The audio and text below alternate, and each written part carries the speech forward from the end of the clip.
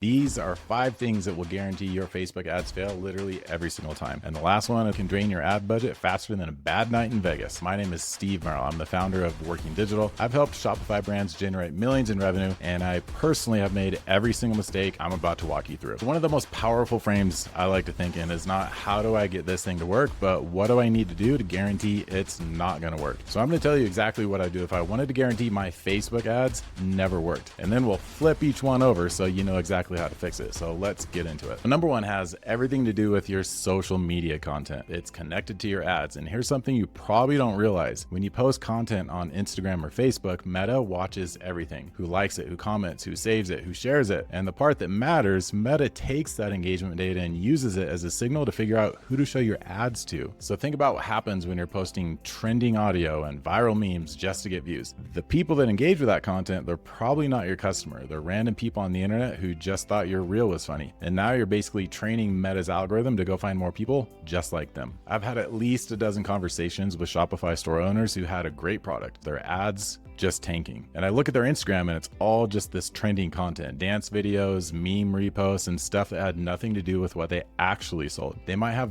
20,000 followers, but maybe 50 of those people would ever actually buy something from them. And Meta was using all that engagement data to target their ads. And so no wonder their ads weren't working. So let's flip this. What should you do? Your social content should attract the person who actually buys from you, not just everybody, just the customer. And your engagement might be smaller, but it's the right engagement. I'd rather have 100 people that engage with a post that actually would buy from me than 10,000 who couldn't give a crap. So let's go on to number 2. And this one, it physically hurts me because you're spending real money to get people to your website. They show up, they look around, and maybe they like what they see, but then they leave. And you just let them go. No email capture, no welcome sequence, no ever talk to them again. And so it's like throwing a party if you're single, trying to meet people. You have a ton of people show up, but then you don't get anybody's phone number. And let's walk through some simple math to demonstrate this for you. So let's say you spend $1,000 on ads, and that $1,000 gets 500 people to your website. If your site is set up well, and you have a 3% conversion rate, that means 15 of those people are going to buy. So your acquisition cost is $66. Now, if you have a OV of $100, you generated $1,500 from your ads. Not a great return. Now let's pull this lever of adding in email and SMS. If you have a great opt-in form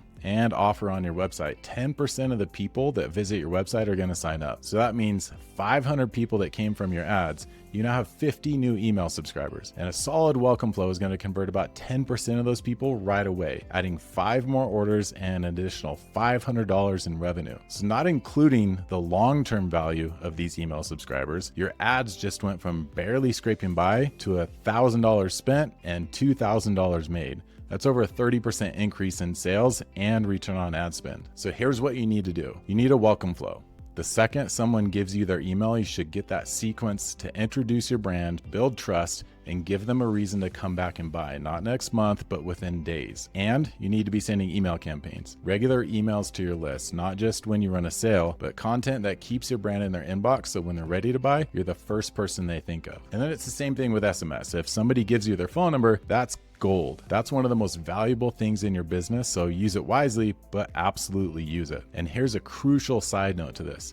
Never forget, your email and your SMS list are the only audiences you actually own. You don't own your Instagram followers, you don't own your Facebook audience, and Meta could change the algorithm tomorrow and your reach drops to absolutely nothing. But your email list, nobody can ever take that from you. So if you want to guarantee your ads don't work, just skip all this, keep paying for traffic, and hope people buy in that first visit, because spoiler alert, most of them won't. If your site converts really well, 97% of the people that hit your website are never going to buy. Now, this next one, it's super interesting. And once you understand this, you'll never think about ads in the same way. It's called the buyer pyramid. And at any given time, only 3% of the people in your market are actively ready and looking to buy what you sell. Just 3%. Another 17% are open to it. They're browsing, comparing, thinking about it, and the rest, well, they're not even in the market for what you sell. Now, here's the absolute amazing but also creepy thing about Meta. When you run conversion campaigns, not traffic campaigns, conversion campaigns, Meta is insanely good at finding people in that top 3%, people who are actively shopping and people with real buying intent. So here's the creepy thing. Meta has over 4,000 data points on every single user, and they use that data to know if somebody's looking to buy right now. For example,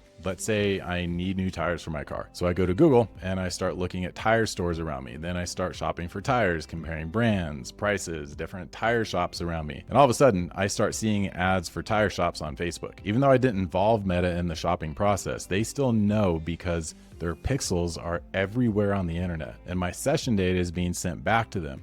And they know I was shopping for tires, especially if I'm looking at prices and adding them to my cart. You see, traffic campaigns don't use any of that intent data. They're just looking for people on Meta who might click on your ad for any reason, and that's a crapshoot. You're paying for clicks from people who might be mildly curious at best. So it's like putting up a billboard on the highway. Sure, people are going to see it, but do they pull over and buy something?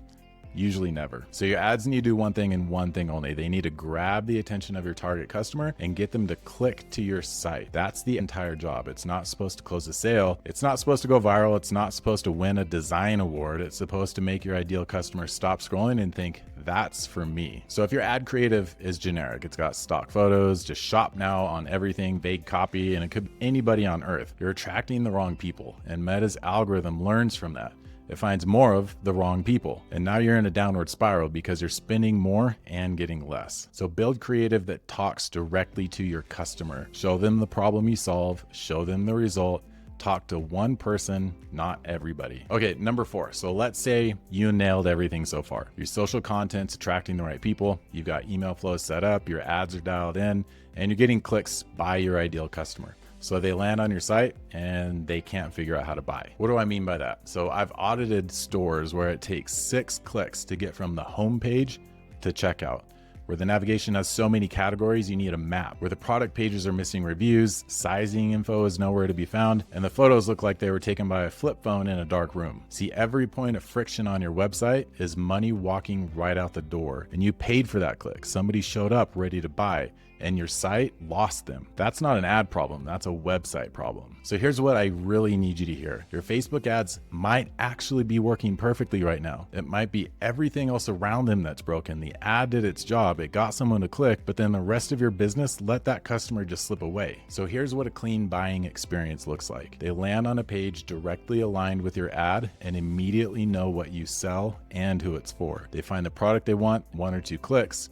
The product page has clear photos, clear pricing, real reviews, and they have all the info they need to say yes. So the checkout is fast, no surprises, no hidden fees. What I want you to do is go through your own checkout process tonight and start from the homepage. Count every single click and note every moment of confusion. I promise you're going to find things to fix. And that leads me to number 5, and that's the keystone to everything with paid ads. And if you stuck around this long, congratulations, this is the most important part. It's the one I've been waiting to tell you about because this is the mistake that makes everything else I've talked about completely irrelevant. Your average order value, or better yet, your customer lifetime value, has to be higher than what it costs to acquire that customer.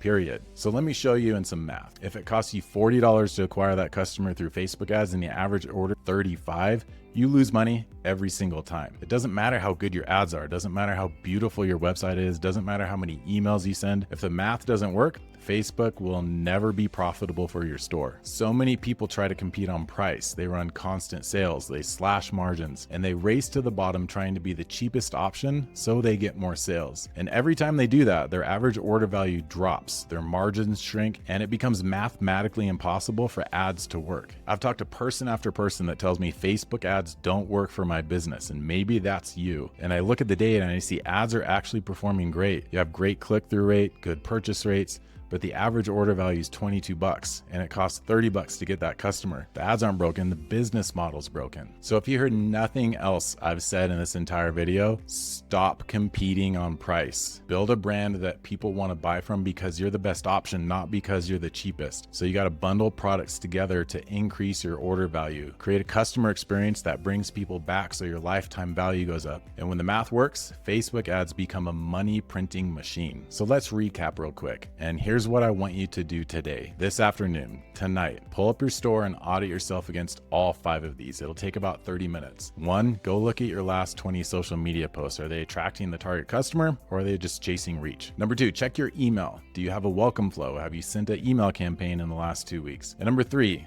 Look at your ad creative. Does it speak to your specific customer, or could it be for anybody on the internet? Number 4, go through your own buying process, homepage to checkout. Count every single click and every moment where you'd hesitate if you were a new customer. And number 5, do the math. What's your average order value? What's your cost to acquire a customer? Does that number work? And if you're honest with yourself on all 5 of these, you'll know exactly what to fix before you spend another dollar on ads. If you want us to do this full audit for you and build out a full growth strategy for your store, I put a link in the description so you can get in touch. We go through everything, all your ads, your emails, your site, all of it, and show you exactly where the bottlenecks are.